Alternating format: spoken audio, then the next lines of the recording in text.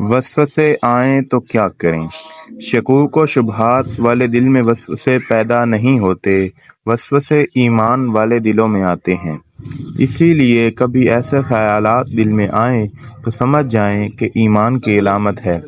شیطان اس وسوسے کے ذریعے مایوس کرنا چاہتا ہے کہ اللہ تعالیٰ تمہیں کبھی معاف نہیں کرے گا کیونکہ تم اتنی بری بری باتیں سوچتے ہو۔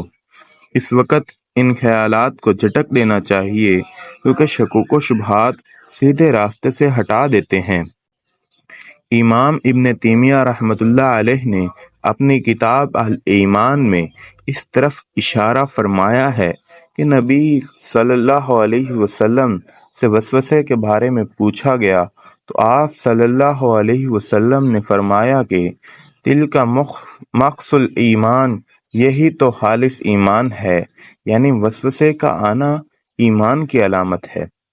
اس کا مطلب یہ نہیں کہ انسان سوچے کہ میرے دل میں وسوسے نہیں آتے تو میرا ایمان ہی نہیں، یعنی ضروری نہیں کہ وسوسے آئیں، لیکن اگر آئیں تو پریشان نہ ہوں، کیونکہ وسوسے کے اوپر پکڑ نہیں جب تک کہ وہ زبان پر نہ آ جائے۔ اگر کوئی شخص اپنے دل کے وسوسوں کو زبان پر لے آتا ہے تو پھر اس پہ پکڑ ہے، لہٰذا برے وسوسوں کو زبان پر نہیں لانا چاہیے۔ اس طرح کوئی آپ کو اپنے وسوسے بتانا چاہتا ہے تو ہرگز نہ سنیں بلکہ بتانے سے منع کر دیں۔